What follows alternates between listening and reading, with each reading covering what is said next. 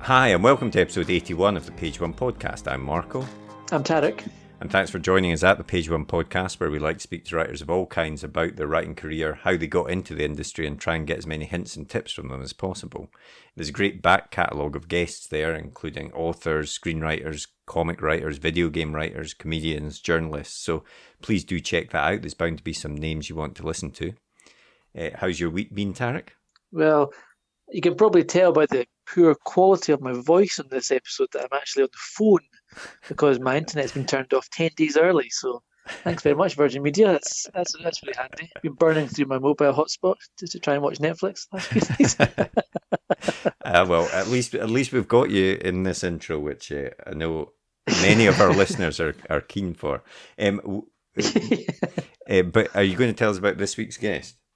I am indeed. This week we're chatting with Mr. C Robert Cargill, who has had a very varied writing career. He's started off writing for film reviews. Ain't It Cool News? He started off there back in the day when that was quite a big website. Yeah, when it was started. massive. Yeah, yeah, and then he went on to do film scripts. He's written Sinister, Dr Strange, and he's also written a number of books. Day Zero, Sea of Rust. He's really quite an accomplished writer, I have to say. Yeah, no, he's got a really interesting career path, and we talked to him about how he, Ain't It Cool News.com was like, certainly for me, the first sort of film review site on the internet. It was there in the at the start of the internet almost, and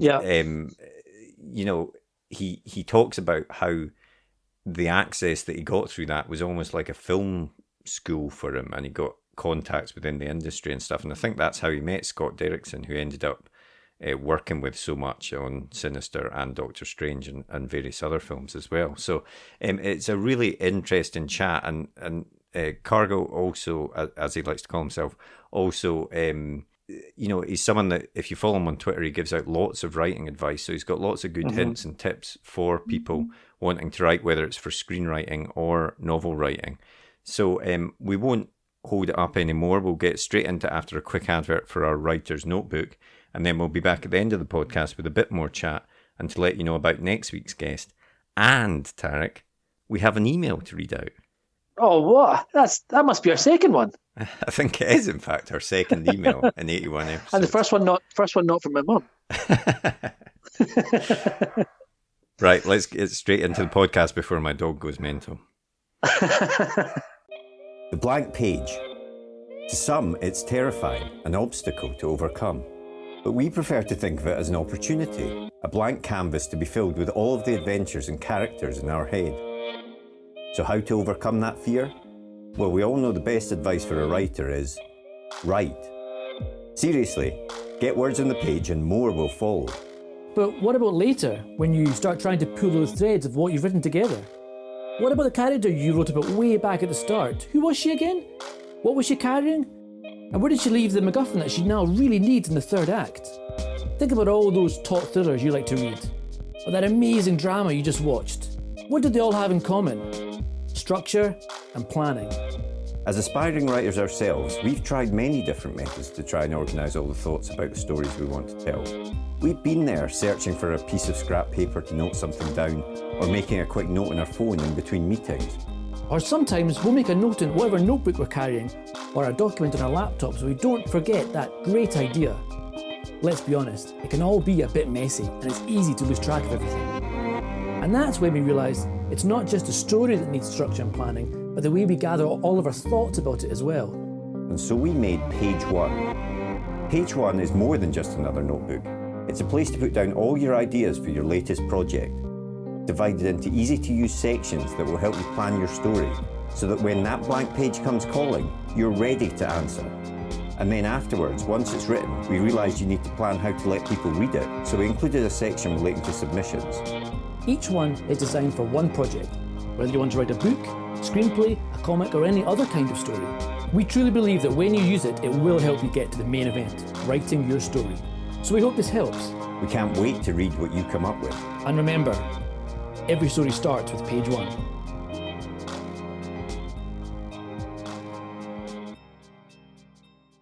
I always start these podcast with the same question, which is, did you always want to be a writer? With you, I read that, you got your start reviewing movies, but I read that you said that your goal was always to write fiction at some point. Yeah. I started. I wanted to be a writer when I was 8, and I had. It's a funny story. I had a huge crush on Drew Barrymore. That's how I became a writer. I had a huge crush on Drew Barrymore. We're the exact same age, and I wanted to see her new movie. And my parents were like, "We're not taking you to see her new movie." And I'm like, "No, I heard about her new movie." And my parents were like, "We're not taking you to a Stephen King movie." And so my aunt bought me a copy of Firestarter that had a picture of little Drew Barrymore on the cover, and gave it to me. And my parents were like, "Why did you give our son a Stephen King novel?" And she's like, "He's not going to read it. He's just going to look at the picture of the girl in the front. Like, let him be a cute little kid." And I read that thing cover to cover 3 times, and when I was 8 years old. And by the 3rd time I read it, I was like, "Wait a second, this Stephen King guy, he wrote this book and got paid to write this book. I could grow up and do that for a living. That's what I want to do." And so for the time I was 8, I knew I wanted to be a writer. I just didn't know what kind of writer. And as I was growing up, that bounced around. I wanted to write books. I wanted to write movies. At the time I was 13, I read a review of Return of the Living Dead, Part 2.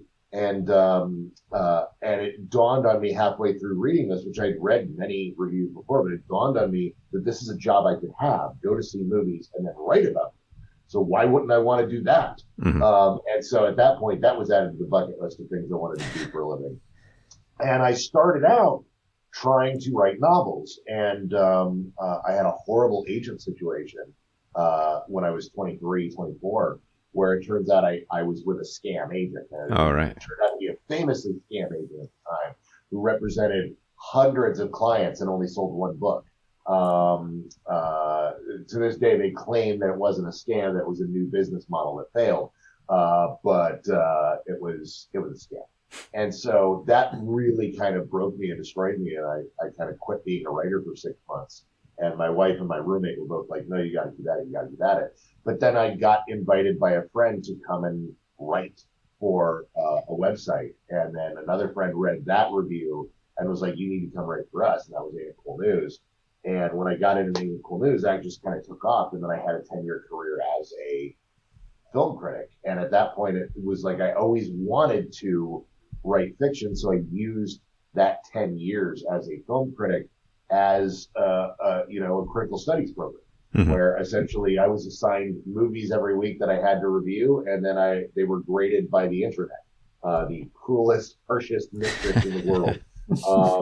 And that is pretty much the origin of how I became a writer, was through that process of just always wanting to do it. I mean, I was always writing when I was younger. The whole reason my professional name is C Robert Cargill is because when I was 15 years old, I started sending in editorials to the local newspapers. But I wanted to make sure they didn't think I was some 15-year-old kid. So I realized if I initialized my name, I would sound like an adult. So C. Robert Cargill was born out of trying to convince people that I wasn't a 15-year-old kid sending in editorials to the paper. A smart move. And did that time writing reviews as well as sort of being a sort of course of learning what works in films and what doesn't and stuff, in terms of your writing skills as well, did that help hone your writing skills because you were having to write reviews so often, and presumably find that even though it's reviews, you're still wanting to have a sort of consistent voice so that people know what your reviews are like and whether they agree or disagree and things like that? 100%. Absolutely. And what it really did was I came up in the dawn of the internet. I was actually just talking with someone about this week. When I wrote my first review, it was 6 years after the internet had gone public. Had access. So the internet hadn't even formed into anything resembling what it is now. It was still a complete mess. Search engines only had mapped out 11% of the internet.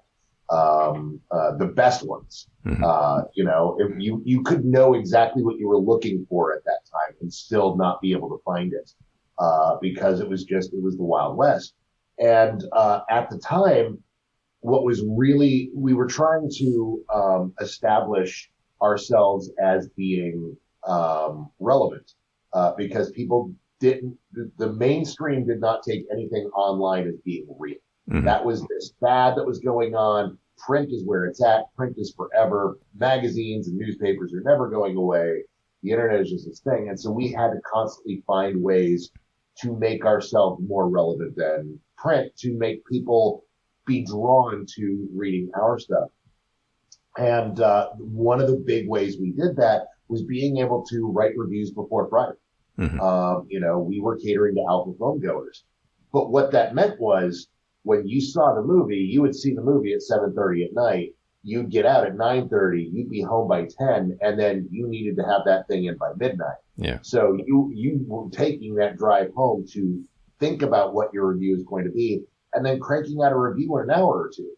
Or sometimes it was a particularly tough or mealy review. You would dig in and have it in at 3:34 in the morning. But we wanted that review up so that when people woke up the next day, they were reading a review on Tuesday or Wednesday for a movie coming out on Friday, and that had value. And so you had to write well quickly. And so the idea of sitting down and writing 1,000 to 2,000 words in a single sitting and do it in an hour or two was the skill that I got to develop over that time. And it also taught me how to juggle, because sometimes you'd see more than one movie in a day. Sometimes at a film festival, you'd see 3, 4, 5 movies in a day that you would then go home and have to write on. So I learned how to compartmentalize different projects so that I could do something like I just did last night, where I worked on 3 different projects last night. I did this revisions for a director at one point, and once that was done, I flipped the switch in my brain and then sat down and started working on another project.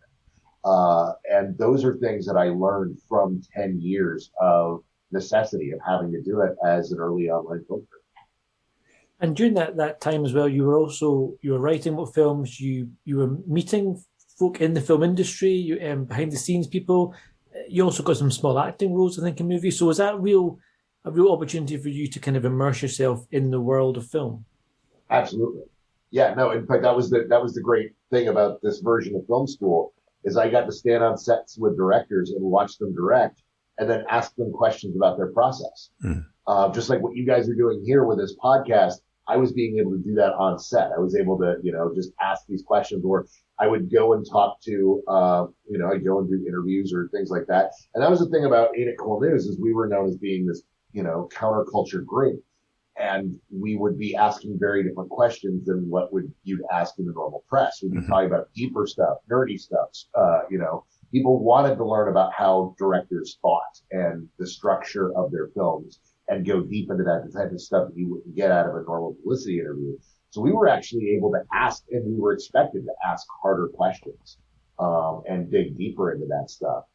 And so, yeah, I got to learn a lot and then see the process of things getting made, and just dig deep into how, the nitty gritty of that stuff. So yeah, it was an amazing film school.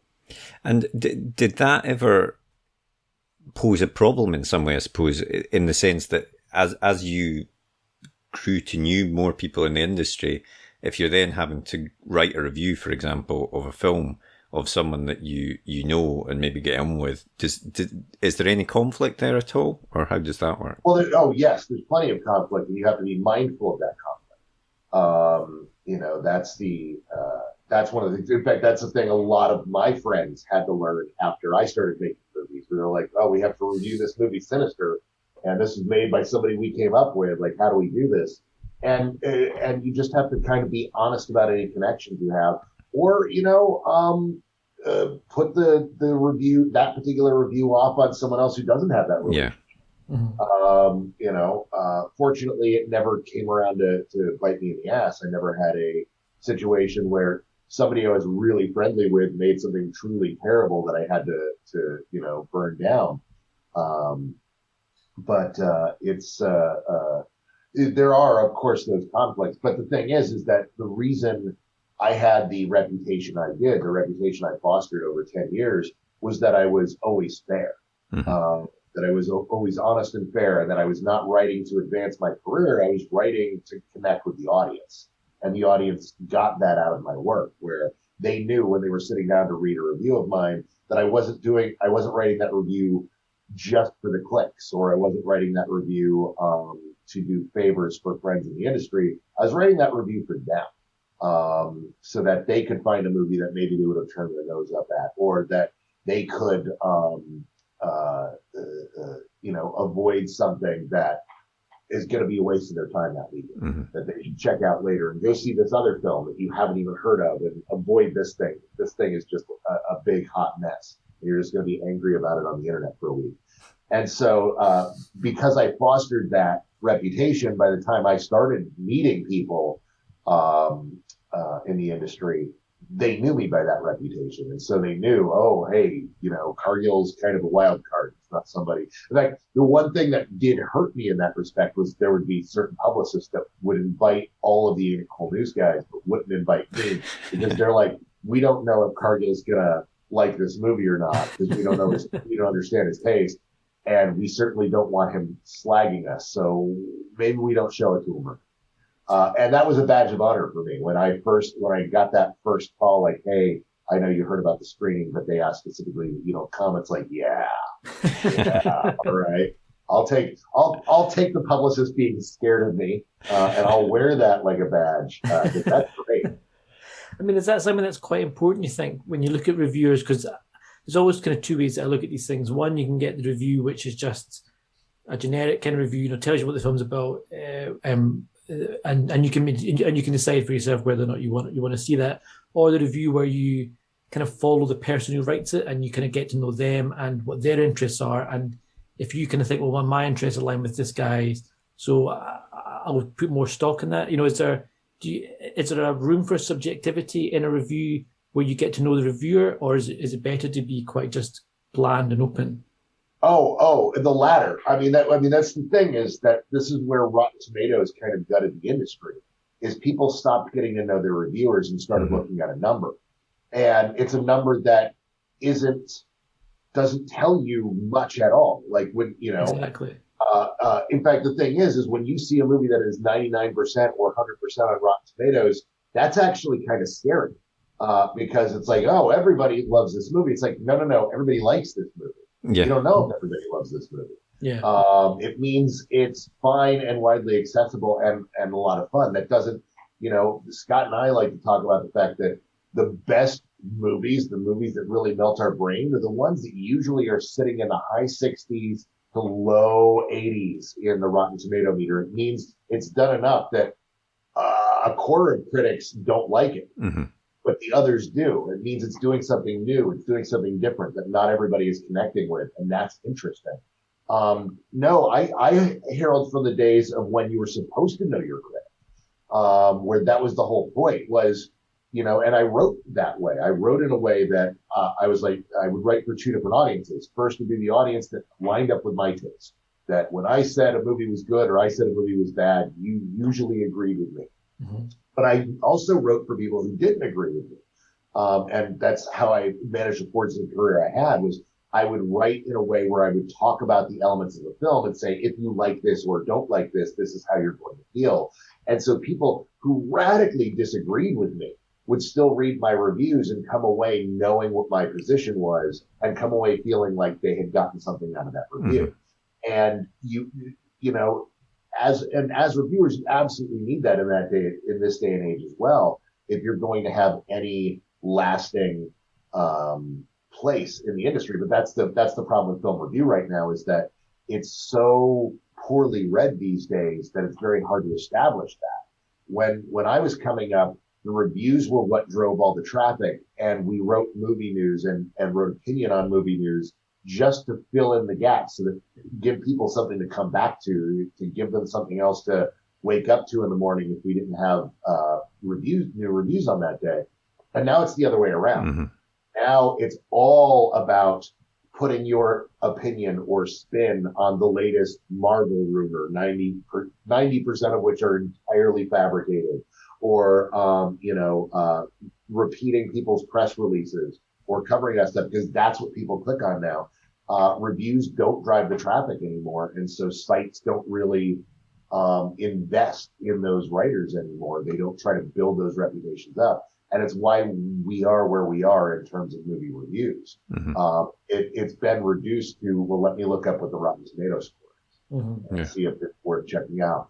If it's an older movie, that's been around for 6 months, let me check what the IMDb score is and see what that is.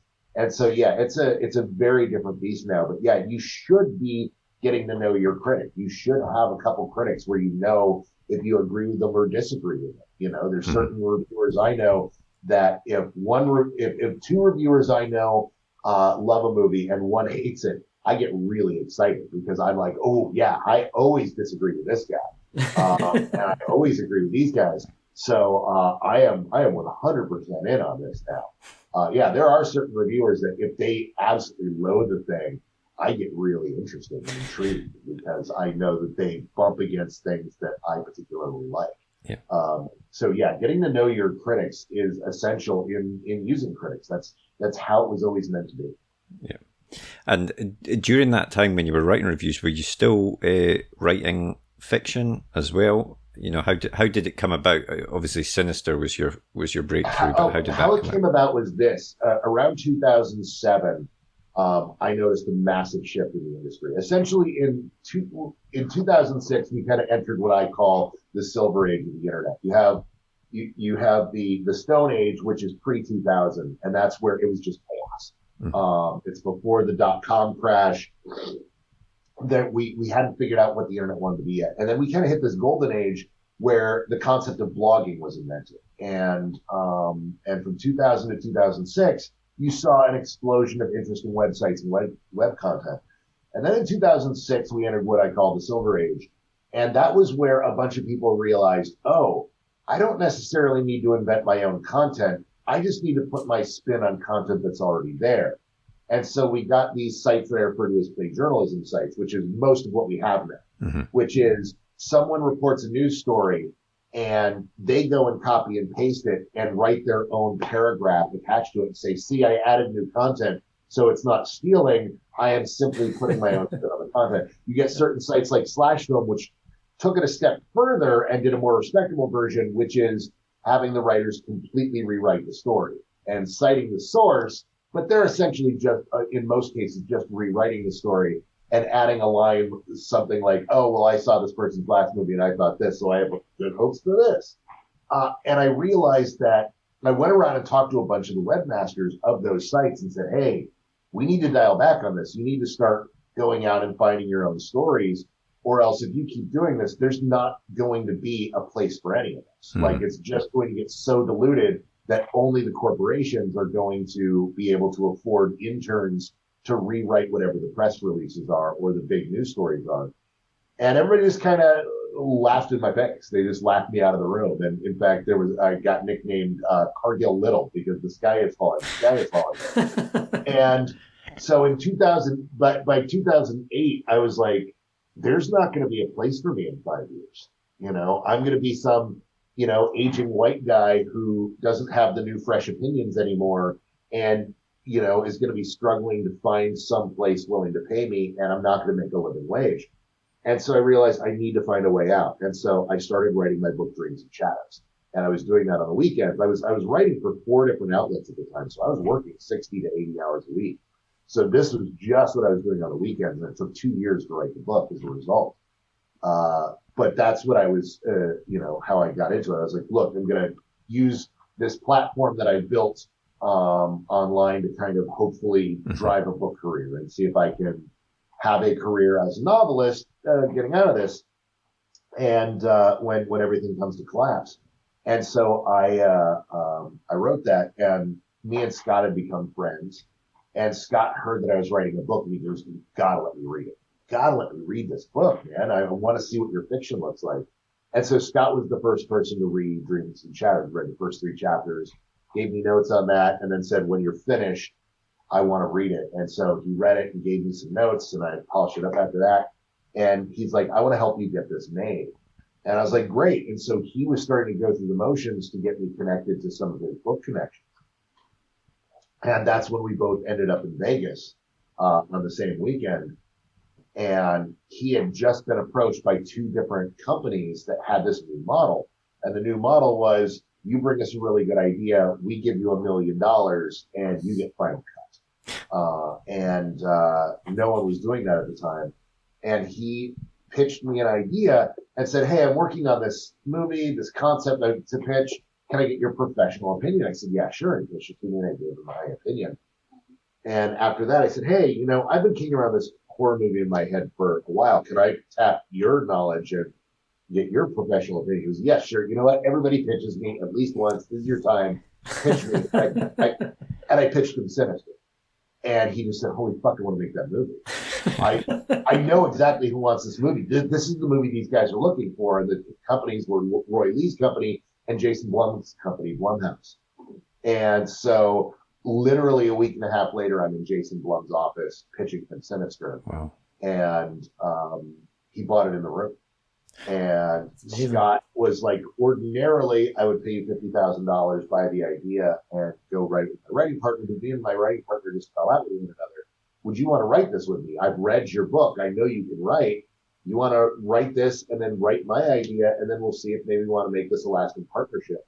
And 2 weeks into writing Sinister, he called me up and he goes, I've never had a relationship like with someone before. Would you just be my writing partner? And I was like, yeah. And that is how that all came to be. I mean, that is absolutely amazing. And was it not something like 6 months later you were filming it? I mean, it just seems the whole process was just so quick. It's like the opposite from what you normally hear in these things, and that must have been absolutely amazing.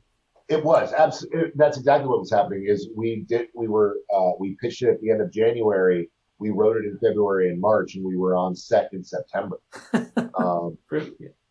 And how I got Dreams and Shadows sold was I got a literary agent who sent out my book to 24 different editors and said, Cargill's going to be in New York filming his new Ethan Hawke movie. If you want to meet with him, you have a week and a half to get a meeting.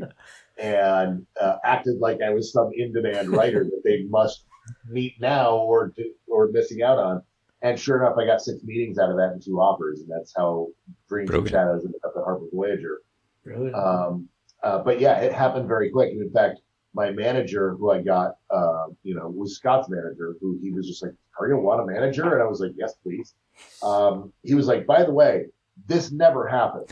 This is a story you've been telling for a long time because you're never going to have a movie come together this quickly again. Like, I have never seen this happen.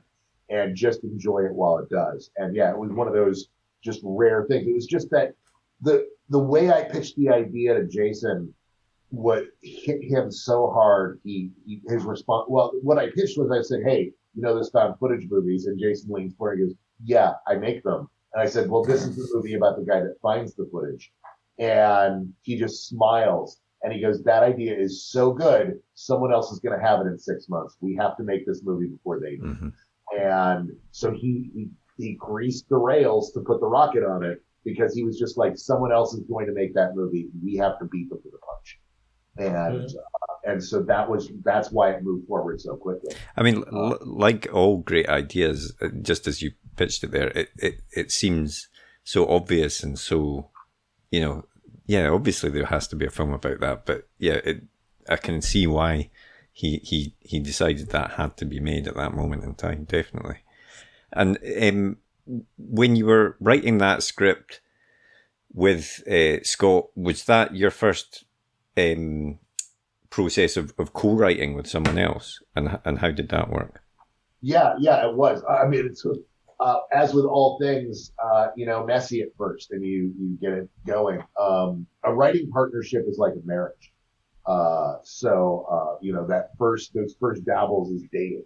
Do I want to spend the rest of my life with this person? Is a question you have to ask yourself while collaborating. The first versions of it were kind of messy, but we found our rhythm. And Scott and I work particularly well together because I'm a night person. Like I'm on literally vampire hours. I go to bed at 7 a.m. just after the sun's come up, and wake up around 2:33 in the afternoon.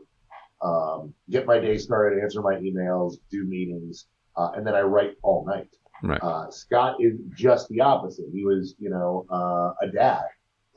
He would get up at 6 o'clock in the morning, have his coffee, get his kids breakfast, get them off to school, and then sit down at 9 o'clock and be ready for his workday and ready to write. So he would be there at 9 o'clock, ready to read the writing that I did overnight, and then he would rewrite that and write new pages and then pass it off to me. We would talk in the afternoon if we would need to, and then he would settle down for the night, and I'd be writing through the night. He'd have my new pages, and he would revise, and we were working around the clock. So when he and I are working hard on something, it's a 24-hour operation, passing back and forth and working together. And we work together really well. We've gotten to trust one another. But yeah, at first it was messy and sloppy and plenty of arguments. And why would you do that? And why wouldn't you do that? And learning to listen to one another. And we had this great moment where we were having an argument about what to do with the story and the point of view to be telling it from.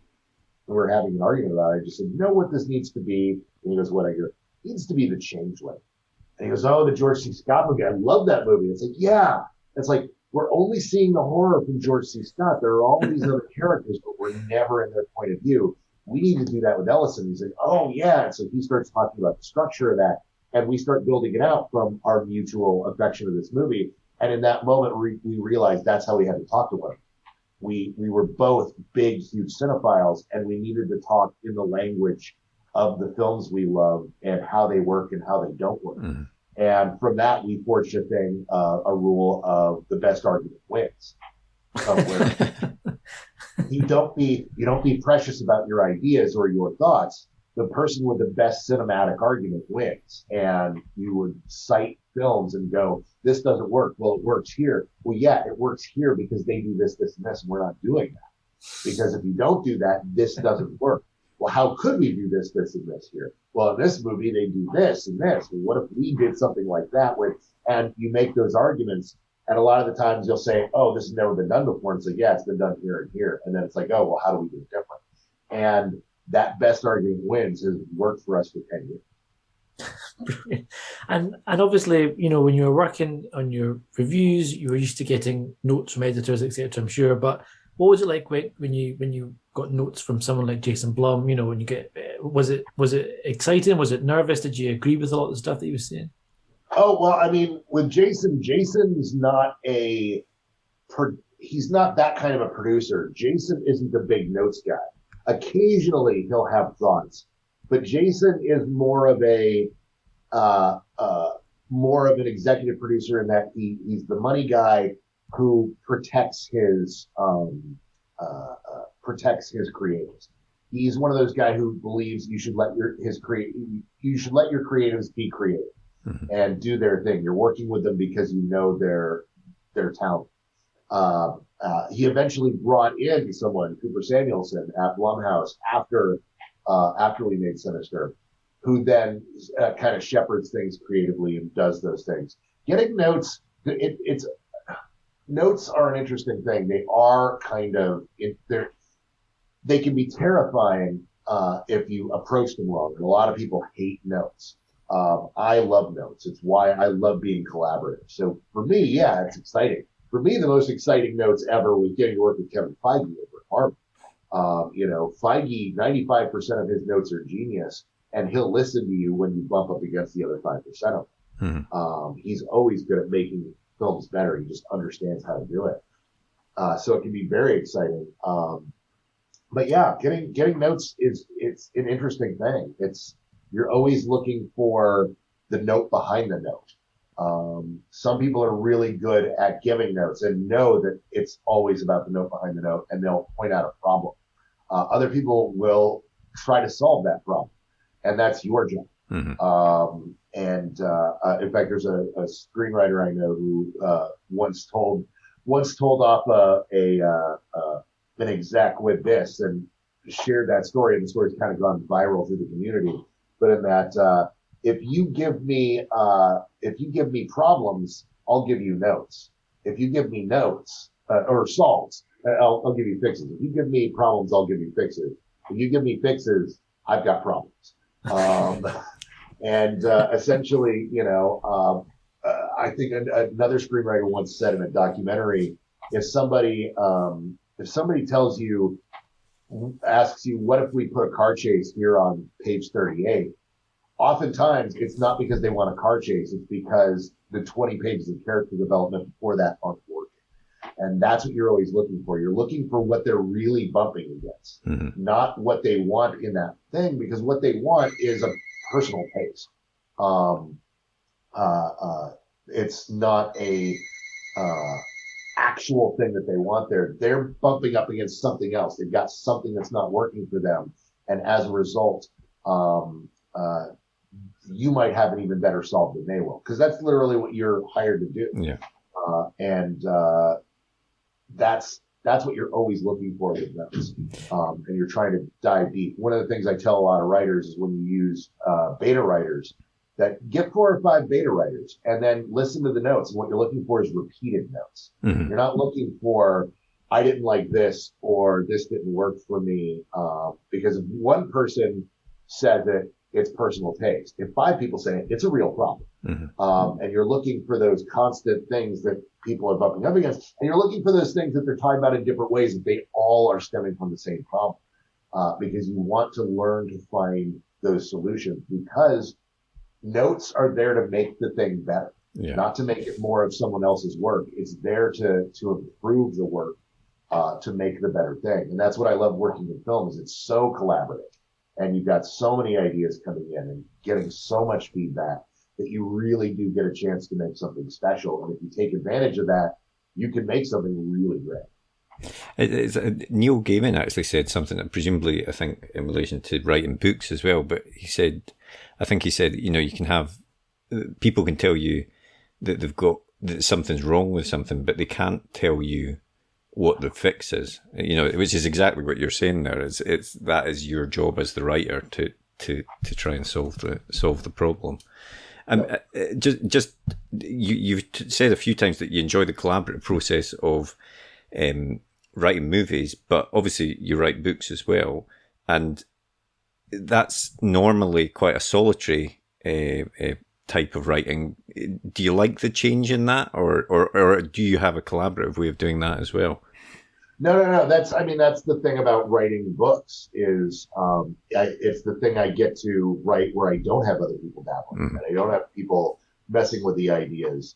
Scott and I both have, we're a Venn diagram of tastes, and sometimes some of my ideas don't fall into that, into that space we share. And that's where I really get to write that on my own and get to say, well, I'm going to write this crazy thing. I'm going to do this. And I enjoy doing that. But even that's collaborative in that you have editors. Yeah. And I am in a space where I have both a US and a UK editor. So I get 2 sets of notes that I'm working off of. I've got 2 women who are massively improving my books. And so that's collaborative in that as well. Although it's radically different, like night and day. It's so crazy to talk to because everyone who's a screenwriter wants to be a novelist, and everyone who's a novelist wants to be a screenwriter. And then I tell them about how it works, and they're baffled. But Hollywood screenwriters like, wait, so you get a document from your editor that starts off with, now it's your book and you can do whatever you want to do with it, but here's some suggestions. And they're like, wait, they don't say, no, we have to do this, or we're firing you and bringing in someone. That's crazy. That's crazy thought. And then, people are always, novelists are always marveling, like, wait, no, you get on a call with 5 other people and they all have their own things they want you to do, and they tell you do this. They don't suggest it. Like, what? That's crazy thought. They're 2 radically different experiences, but they're collaborative in their own way. My editor at Harper Voyager has works with Gaiman, works with Joe Hill, worked with Asimov and Bradbury towards the end of their careers. And I'm like, this person has walked with Titans and helped them make books. I'm going to listen to this person. Yeah. And her notes are always great. So So it's always an interesting experience. But yeah, writing alone, I mean, all writing is a solitary experience. Like even my collaboration, I'm still doing it alone in the room. It's a difference between me getting daily feedback from Scott or having to read it to my wife to see if it works, chapter by chapter. It's all solitary in its own way, but it is nice to have that freedom and that for a while. And then I start getting that, man, I really wish I had someone to save my bacon in this scene and come in and have the idea to fix it right away. And then when I'm working, with Scott, sometimes I'm just like, man, I wish I were just writing a book where I could just kind of knock this chapter out and move on to the next part and not have somebody rewriting it and trying to fiddle with it to make it work for both of us. So I often like to joke that my favorite, because people will ask me, what's your favorite, screenwriting or novel writing? And I'll be whichever one I'm not working on. So that's usually my go-to answer. And are there tips and techniques that you've learned writing scripts you can apply to your novels, and the same going the other way around? Is there anything you could share to anyone that you would advise that maybe they wouldn't know if they haven't written screenplays? Well, yeah, one of the things I've really when I first started, my novels had a very particular kind of structure to them, because I was like, oh, I can do this. I essentially stole from Steinbeck's Grapes of Wrath and applied that to world building, in which I would kind of alternate chapters between here's the main narrative and then here's a chapter. I found a way in my Dreams in Shadow series, my Goldie Stevens series, to insert world building in between chapters to really kind of give all the context to raise the stakes. And then did that again in Sea of Rust. And it worked for me and people really liked my books. And then Day Zero came along and I wrote it more like a screenplay. And then all of a sudden people really connected with Day Zero. Were like, oh, I read it in one read. I sat down, bam, bam, bam, it went. I was like, oh, as much as you can play around with structure in a novel and the audience will be patient with you, you don't have to let them be patient with you. You can actually trim all the fat out in a way you do from screenwriting. Because in screenwriting, I mean, in movies, if you let the audience be bored for a minute, you lose them. You can lose them for the rest of the movie. You could have one slow scene, that's even a short scene, but it's slow, and people will talk about afterwards, yeah, I liked it, but it really kind of slowed down in the film, didn't it? That's not a thing that you hear from people reading books. They'll let you take a whole chapter to describe what a house looks like. And as long as you pick up the pace right afterwards, they'll just go along as that was part of the experience. But if you do write a book like a screenplay and structure it that way and trim that fat, make sure that every word the concept in screenwriting is that every word needs to at least develop character or advance the story. That's not the case in prose. But if you apply that to prose, man, you can make a work that's like a rocket on rails. But not so much the other way around. Novel writing doesn't inform screenwriting as much because screenwriting is such a particular art form. It helps in television writing, and the development of character, the development of theme, how to play around with ideas. That really works for when you're plotting out a season of television and trying to develop TV, because television works like a novel. But screenwriting itself, as movies go, the two are very different. And you mentioned Day Zero there, which is just out recently, and is a prequel to Sea of Rust. I mean, do you want to tell us a bit about that? Yeah, so I wrote Sea of Rust. Sea of Rust was just kind of a weird idea that I got out of nowhere about I love stories about the robot apocalypse. But the problem that I noticed with the robot apocalypse is every single one of those stories, the humans win. It's our point of view. And I was like, what if they don't? What if we get wiped out by the robots? What would that be like? What would the robots be then? What's the point to wiping us out? And so I wrote that book, and that book did very well. And it got me shortlisted for the Arthur C. Clarke Award, and people really dug it. And I was going on to write the third Colby book, and I was asked by one of my editors, "Hey, this did really well. Do you think you could write another science fiction novel, a standalone, something that, not a sequel, but a standalone in some regard, so that we can, get some momentum that you got with the science fiction crowd?" And I didn't have any great ideas at the time. And I was sitting with Joe Hill having a beer, and Joe was like, "Hey, are you ever going to do anything else with Sea of Rust?" I said, "Well, I've got an idea for a novella." And he goes, "What is it?" And I pitched him my idea for Day Zero. And he said, "Cargill, that's your next book. Like, that's it." And the idea was a simple one. It was like, what if we went back to the night of the robot revolution, and a nanny bot, who is taking a robot that takes care of a child, has to decide between protecting the child or joining the robot revolution fighting for his freedom. And Joe is just like, "You have to pitch that to Jillian. You have to tell her that's your next book." And I pitched it to a woman who was my editor for a short period of time, and now Joe's wife.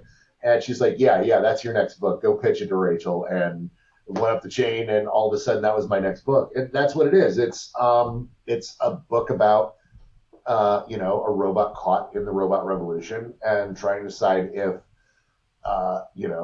he should be fighting for his own freedom or to protect this child that he loves, and asking himself, is that love real, or am I simply just programmed to love this child? Am I simply following my programming, or am I following my heart? And what does that mean? And I sat down to write it. And as I was writing the first part of the book, I was trying to find the overarching themes of the book. And then the pandemic started. And I found myself lined up with a lot of work, ready to, hunker down in a house that I'm happy with a woman that I love, and with plenty of work to keep me busy and to pay the bills. And I felt extraordinary guilt, and privilege for what I was going through and the experience I was having, and watching so many of my friends, especially in the film critic career, out of work as places were shuttering because there were no movies and there was no income coming in. And so people were getting furloughed left and right. I know a lot of the people at the Alamo Draft House, and they were getting furloughed because there weren't movies. And so I realized that's what one of the big themes of the book had to be about. And so I wrote this satirical version of me and my wife's life during the pandemic, of being able to live in, these privileged, high-walled suburbs, safe from all the madness and craziness, and watching these, two very white characters drinking themselves into a stupor, watching the robot revolution unfold, unaware that they're hours away from their own death. And so that really once I had that, it kind of catapulted me into what the book was. And I'm really proud of it. It's the first book that I've written where, my friends are calling up and going, "Oh my God, I literally couldn't put it down. I read it cover to cover in a single afternoon." And that was kind of the hope when I was writing it. I wanted to write a fun adventure story. Yeah. And that seems to be what I've done. And it's gone very well. And with novels and with scripts, I suppose, are you someone that plans out in detail before you start writing, or do you sort of start and see where it takes you? I am halfway between that. I cannot write something I don't know the ending to. I have to know the ending, and I need to know the major beats in between. I need to know this happens, then somewhere along the line this happens, then this happens, and that brings us here, ending here. What I like to discover is the little bits along the way. So I don't fastidiously outline, but I do know the big beats of the story in between. And then I like to find the character stuff and see how the characters develop and how they play into those big beats. And surprising myself along the way, but I do have to know. I can't write like Stephen King and just pants it and then hope I find the ending along the way. Because as I've written about and talked about a number of times, pantsers and planners spend about the same amount of time writing. But planners spend the time up front at outlining it and spend less time rewriting because they've already fixed the problem ahead of time. And pantsers can write quickly because they can write right away, but then they spend a lot of that time rewriting as it's like, oh, I found the right ending, but this and this and this have to be completely revised just to fit that ending. So you have to go back and rewrite whole chapters. I've always been just completely blown away by screenwriters who write with cards and note cards and then move scenes around. I'm like, how do you move scenes around? Like the narrative starts here and ends here. And if you can move a scene around, then it's not part of that journey. It's somewhat, I don't get that. It has to like you have to start at the beginning. And by the time you get to the end, it feels like there was no other path but this story. And that's how I write. But yeah, I get that base outline and then I sit down and pants it along the way of the little bits. I mean, it sounds like it must be night and day to compare the freedom that you have when you write a novel, and you can plan it all yourself. You know exactly where it ends is completely up to you. Whether that leads on to a sequel is up to you, etc. And then you compare it to somewhere like Doctor Strange working for Marvel in this big machine, and you've got to fit this component you're writing into the larger ecosystem. And I mean, what's that like for someone who likes to do their own planning, having that lack of freedom? Well, I mean, the lack of freedom comes with a support base of all these other genius brains. Like that's the thing is, it's frustrating when you're working with people. Like I've certainly worked on jobs where, like one of the hardest jobs I've ever worked on, had 3 different production companies attached to it. And so we would get wildly different notes from different production companies. And it wasn't until the third draft that we were like, these people are never going to want the same movie. They all want different movies. Mm-hmm. How do you do that? And it's impossible. Like it's impossible to write a great script when you have 3 different groups asking for 3 different films. So that's really hard. But working at a place like Marvel where you have these people that make great content, that know how to make great content, that know the comics. And they're giving you this huge sandbox to play in and go, here's your favorite character, run with it and do something cool, and what if we did this? And what if we played with that? And it was a lot of writing and a lot of rewriting. And I think there's lots of great pages that got left on the cutting room floor and lots of stuff that would have been all right, would have been good, but were then much, much better because, these people were like, yeah, but what if we plus this scene? What if we added a comedy bit here? What if we did this? And helped us create a movie that I have people ask me about every day. And so it's a great experience. You have to love collaboration to do that, but I do. That's why I'm in film, because I love the fact that, the big thing that I tell young screenwriters is to trust the geniuses around you to be geniuses. And remember that at the end of the day, you're going to get credit for their work. Your name is going to be at the end of that, and people are going to be like, oh, I love this line. Oh, well, I actually didn't come up with that, but I get credit. You get the credit and you get the blame. And so take advantage of it. Let those geniuses make you look smarter. And once you really give yourself over to that, you really enjoy getting hits in that regard and working in that ecosphere, because Kevin Feige makes me look smarter when we work together. That's just how you have to embrace it. And it was a long process. It was a hard process. I worked on that movie for a year and a half. Whereas if you think about Sinister, we wrote that movie in 5 weeks. Mm-hmm. We sold it in a week and a half. We wrote it in 5 weeks. We did our prep. We shot it in September and October. And then by January of next year, a year later, we had a cut of that movie. That was the thing. So they're 2 wildly different experiences, but they're both enjoyable in their own way. And I think your latest movie was Black Phone, which is an adaptation of Joe Hill's work. What was it like adapting someone else's work? Was that similar to the sort of Marvel experience, but on a smaller scale in terms of you've got certain things that you have to work with? Well, Black Phone is a weird one. It's a film. It's a story Scott and I have been circling for about 10 years. Scott first brought it to me when, just after we finished Sinister and said, what if we do this next?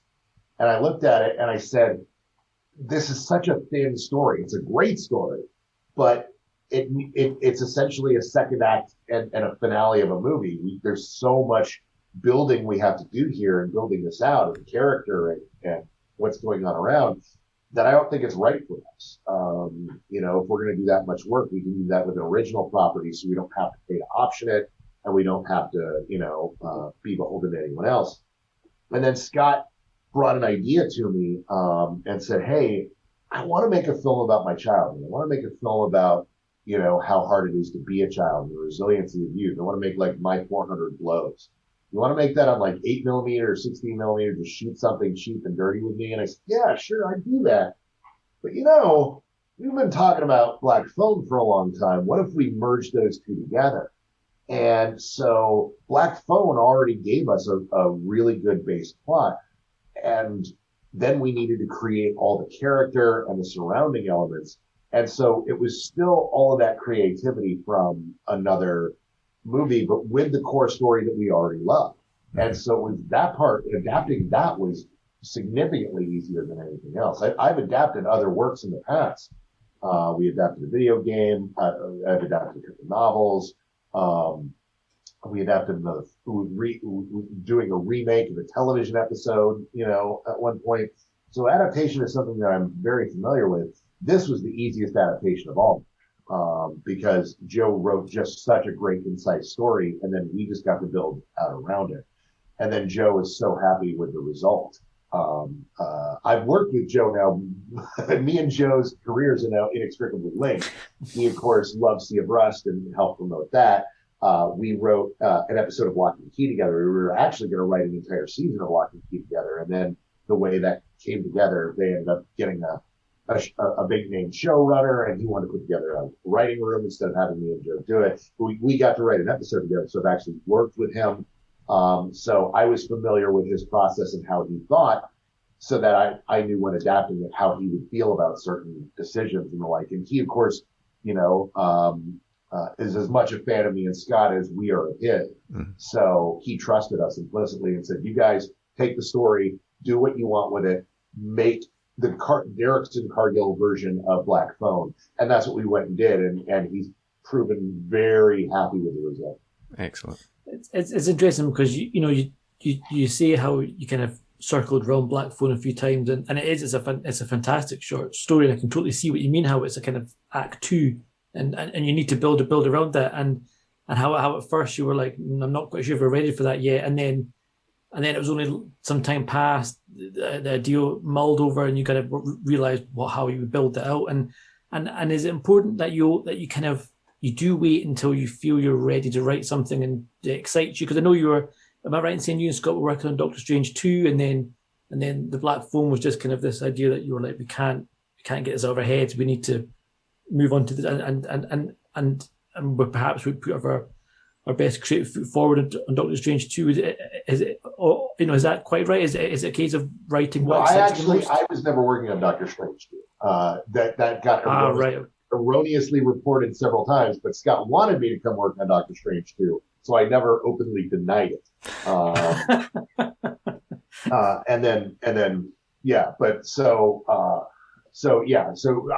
We had already written Black Phone before Scott went off to. Okay. So it wasn't he left that and we wrote that. We had already written it, and he loved the script. We were sending it out to a couple of other directors, and then Scott just was like, "We need to stop sending this out." And I'm like, "Why?" Is it because I have to direct this? And so we waited for until he was back to make it, and I was willing to wait for him because I was really I'm really proud of the script. So I was like, "All right, if this is in your heart, this is where it is, then I'll wait and we'll make this together." Mm-hmm. And is it something that you want to continue doing, working in both worlds, in the film world and in the novel world as well? Oh yeah. No, I mean, it's It's great because Hollywood is lots of stops and starts. A lot of times you're just waiting, you've got a thing you want to do, but you're waiting for an attachment, you're waiting for notes from somebody. You spend a lot of time sitting around. And you can write more scripts, but you've only got so much bandwidth that you can be working on a number of films. And so it's nice to have this book or short stories that you can be working on the side and be like, oh, I'm going to, while I'm waiting on, notes from the studio, I'll put a couple chapters into this book. So yeah, I definitely want to keep doing it. I really enjoy having multiple fan bases. I enjoy people who, like my movies, but they're readers and they want my books. They love my books. And I love people who are big cinema fans who just want to see my movies and are like, oh, you write books too? Oh, that's cool. And then people who just follow me on Twitter, and they like the writing advice that I give.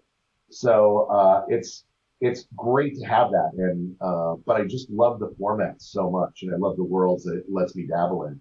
And, I'm a huge fan.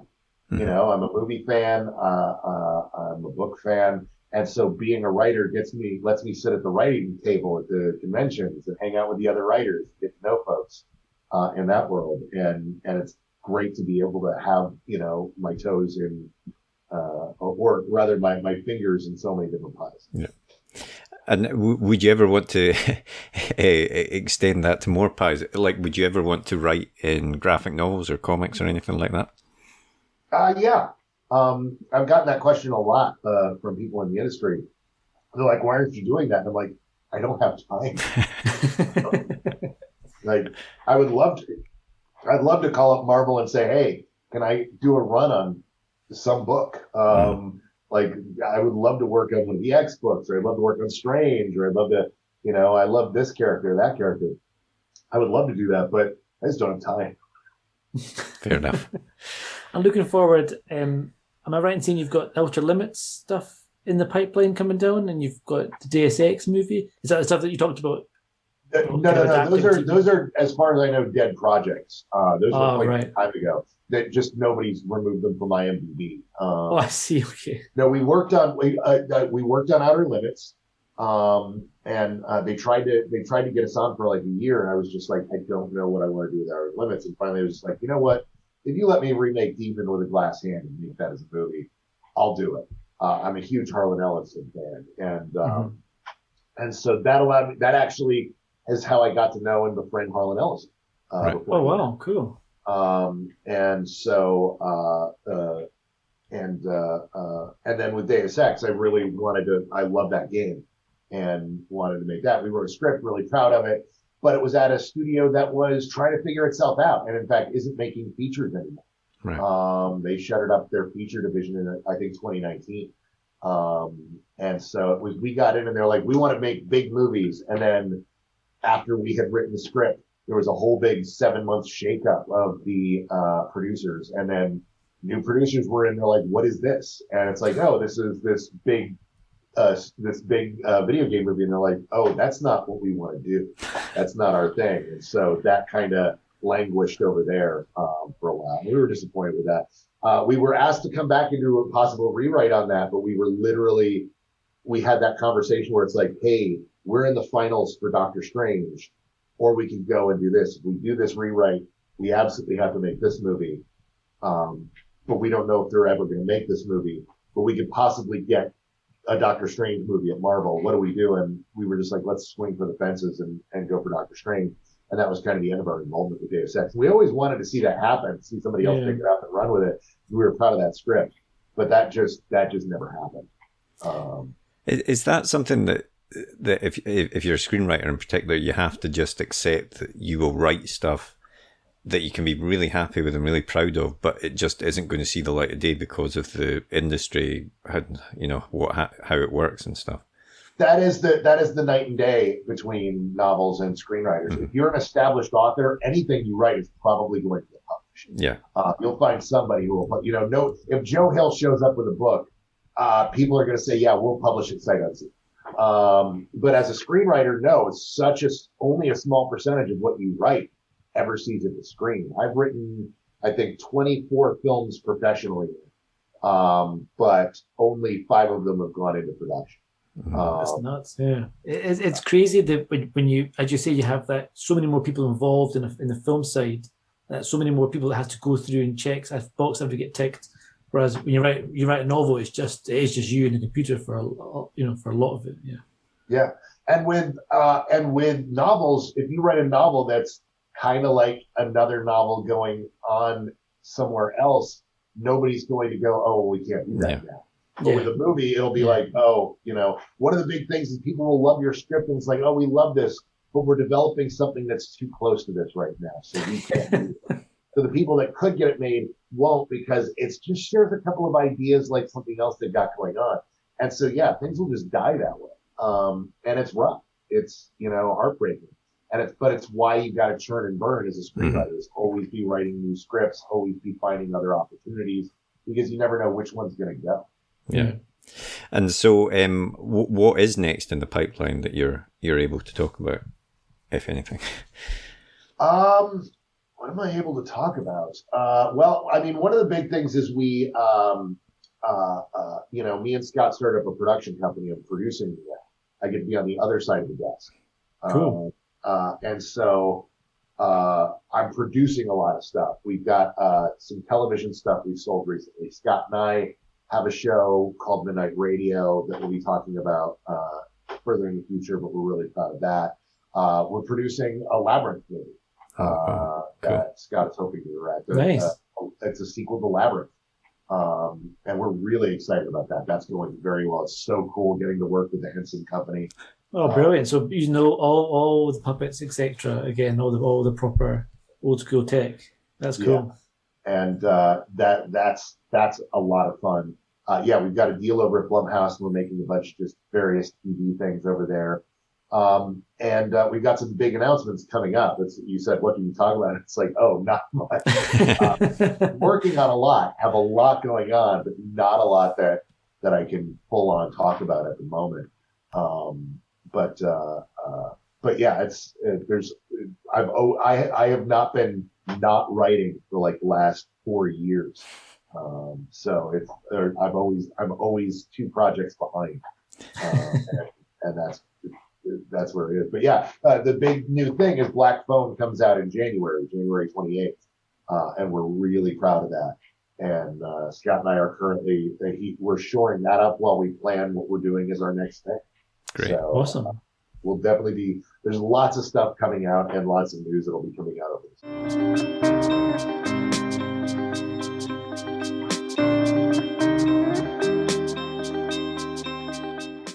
What was the last book that you read?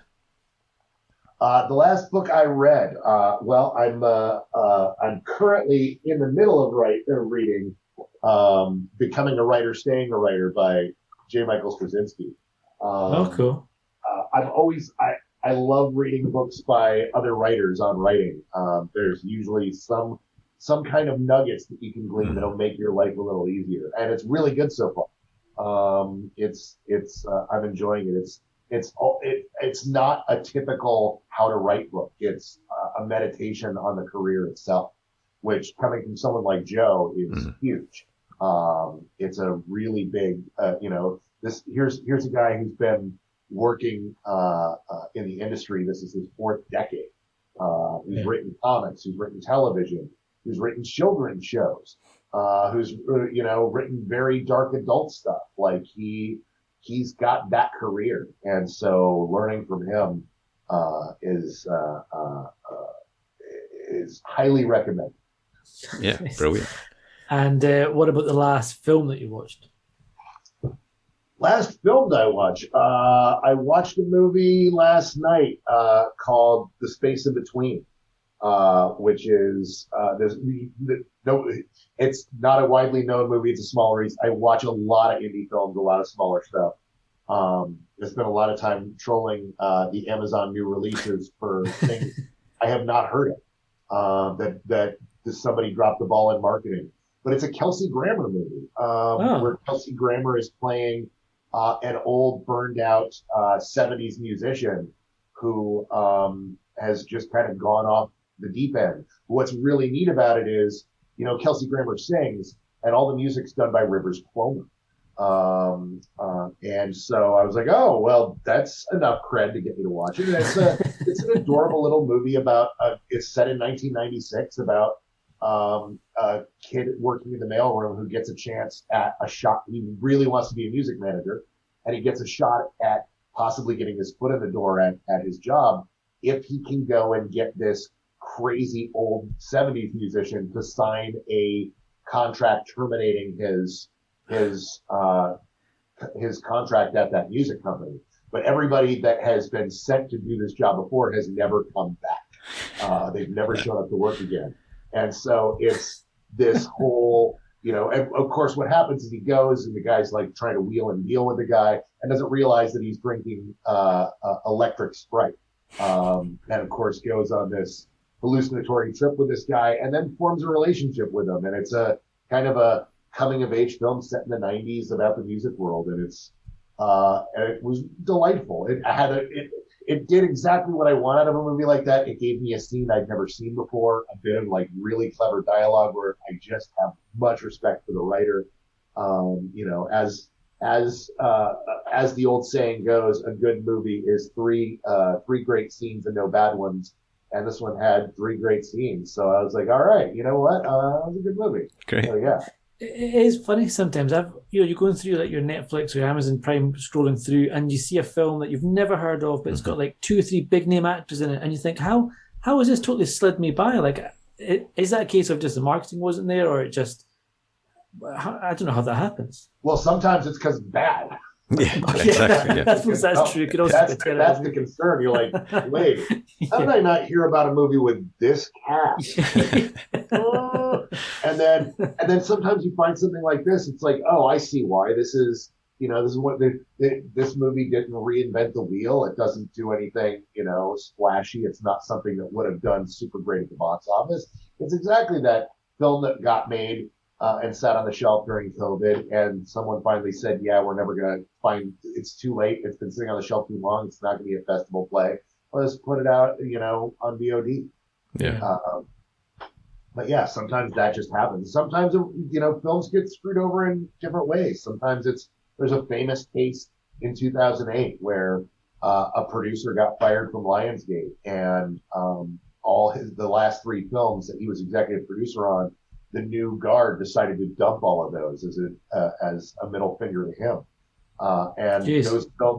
those films famously got dumped and are all now, well known in the horror film world because 2 of them are cult classics now. And one of them is that one that's really good. That never got its play, but it was Repo the Genetic Opera, Midnight Meat Train, and The Burrowers. And all 3 of those movies just got dumped because of studio politics. And those filmmakers all got screwed as a result. And so sometimes you never know what it is. So you have to sometimes roll the dice with one of those movies and go, all right, this could be bad, but it could be good. And then you get delightful little surprises like the space in between. Yeah. And what was the last TV show that you watched or are watching at the moment? Loki. Oh, nice. Nice. I'm waiting to save that up so it's all there and binge it in one day, I think. Is it good so far? Yeah, I would prefer to do that, but the internet ruins everything. Yeah, totally. I've already had 2 things from this week spoiled for me because people cannot keep the spoilers to themselves. Marvel gets the biggest number of hits out of anything. It's why there's so many invented stories, so many taken out of context stories. It's because people will click on anything Marvel related, and so you get a lot of push. And it's like, oh, well, Loki is now the first character in the Marvel universe, and it's like, wait, why did you ruin that in a headline at the end? Yeah. So I have to watch them as quickly as possible, and sadly, because of just how busy my week is, I'm a day behind, and I've already had some things for it. So I gotta watch this week's episode tonight, but I'm loving it. Oh, awesome, cool. Well, that's the main question, but the very, very last thing we do is a super quick fire, either or, and I always say there's no right answer apart from one of them. But the first one is Nightmare on Elm Street or Halloween? Nightmare on Elm Street. Marvel or DC? Marvel, always. Don't get me wrong, I love DC, but I was a Marvel kid. Yeah. So fair enough. TV or cinema? Cinema. A fancy restaurant or a takeaway? Fancy restaurant. Especially I at the want to moment. say takeaway, but I would, if you had put diner in there, I would have taken diner. I like Okay. food, but I prefer to eat at a restaurant over takeaway, Okay. especially post-pandemic. Yeah, exactly. Real book or ebook? Real booking. No, Yeah. fair enough. I'm afraid that was the wrong answer there. But I do enjoy reading on an iPad every once in a while, but because I read so many scripts that way, it sometimes feels like work. Mhm. Whereas fair enough. picking up a book never feels like work. Yeah, fair point. That's Excellent. I accept that answer. That's right.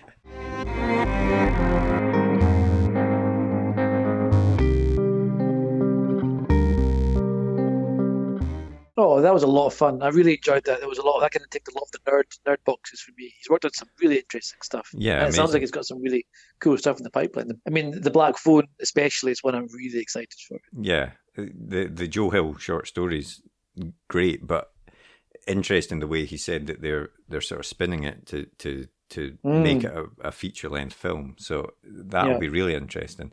And I thought it was interesting what he was saying as well about being a screenwriter is that you'll work on movies, you'll write stuff that you're really proud of and happy with, but it might never see the light of day, even though you sell it. Yeah. You know? It ties in a lot with what some other guests have said recently about the difference between books and films, and you do have to have a thicker skin.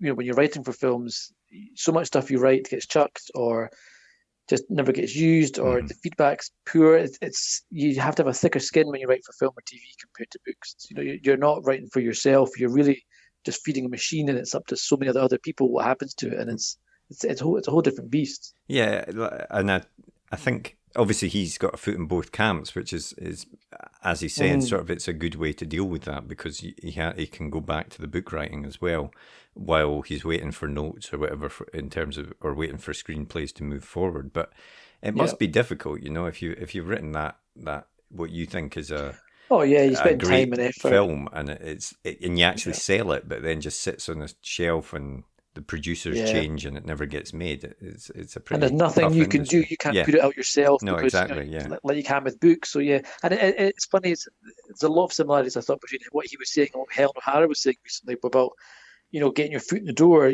Writing for websites, making a name for yourself, finding your way into film sets, etc. It's all about trying to find those opportunities and create those opportunities if you can, to try and get yourself noticed. Definitely. Although, as he said as well, he was there at the start of it all, and it was a perfect time maybe for him. easier to do that nowadays. I think the access in that sort of way is much more difficult, and you don't.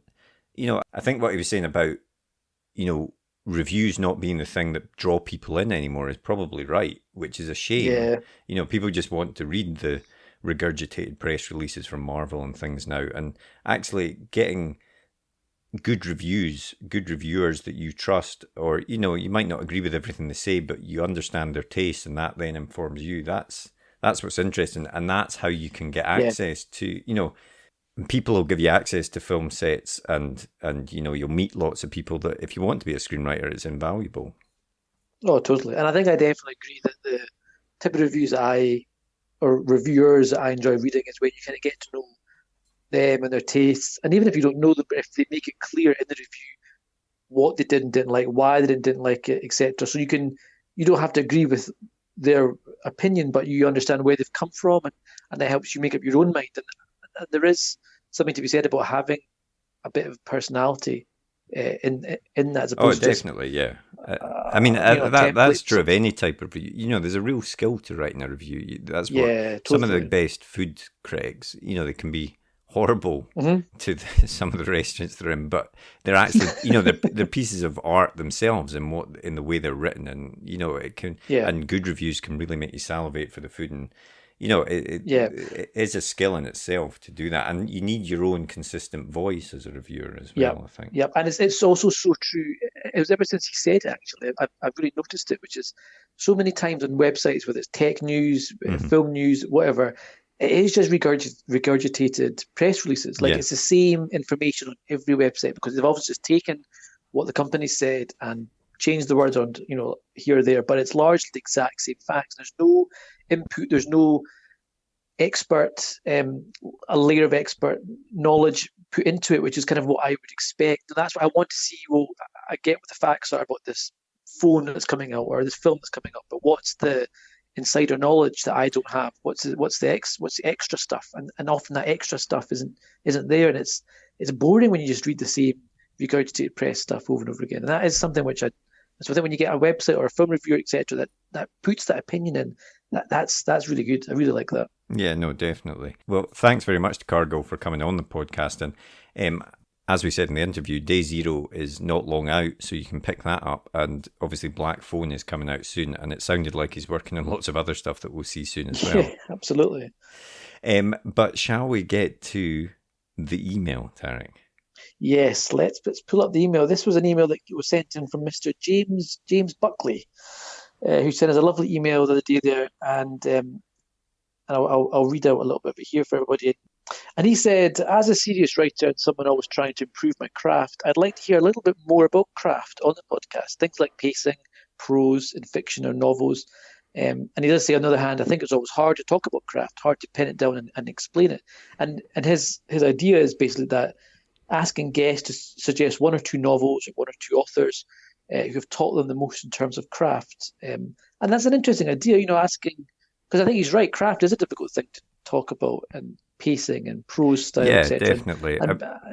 I mean, we obviously speak to people about sort of structure and stuff, which touches on that. But I think knowing their influences could definitely be helpful to people. And obviously, Cargill said there that he had just said that he'd started reading the J. Michael Straczynski Becoming a Writer and Staying a Writer book, which sounds really interesting because he's someone that's worked in comics and TV and film.